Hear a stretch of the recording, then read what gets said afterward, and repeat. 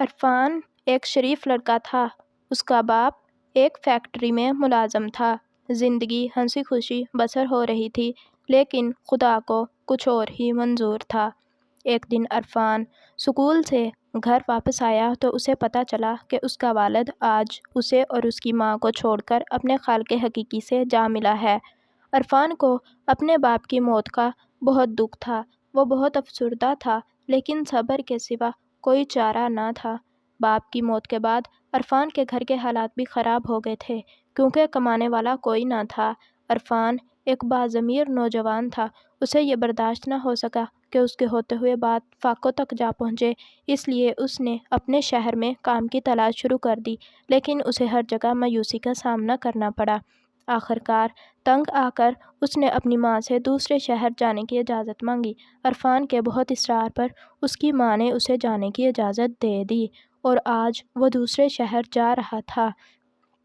بس میں بیٹھ کر وہ اپنی منزل کی طرف چل دیا۔ وہاں اسٹیشن پر پہنچ کر وہ بیٹھنے کی جگہ تلاش کرنے لگا۔ ابھی وہ بیٹھنے ہی لگا تھا کہ اس کی نظر ایک پرس پر پڑی۔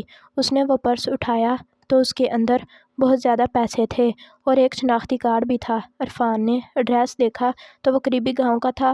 عرفان نے اپنے دل میں پکا ارادہ کر لیا کہ وہ اسے اس کے مالک تک ضرور پہنچائے گا۔ اگلے دن وہ اس گاؤں میں پہنچ گیا اور گھر ڈھونڈنے لگا۔ جلد ہی اسے وہ گھر بھی مل گیا۔ عرفان نے بیل بجائی تو ایک خوش پوش نوجوان باہر نکلا۔ عرفان نے اسے دیکھا تو یہ وہی شناختی کارڈ والا ہی نوجوان تھا، لہٰذا اس نے وہ پرس اس شخص کو دے دیا اور اسے ساری صورتحال بتائی۔ وہ شخص عرفان کی ایمانداری سے بہت متاثر ہوا اور اسے اپنے ساتھ گھر کے اندر لے گیا۔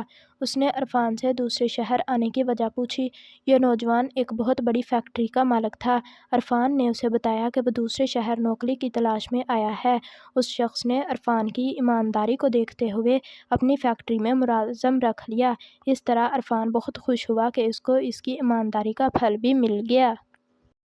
اگر ویڈیو اچھی لگی ہو تو اسے لائک کریں، اپنے دوستوں کے ساتھ شیئر کریں اور اگر چینل پر نیو ہیں تو چینل کو سبسکرائب کریں اور بیل آئیکن کو ضرور دبائیں تاکہ ہماری ہر نئی آنے والی ویڈیو کا نوٹیفیکیشن آپ کو بروقت مل سکے۔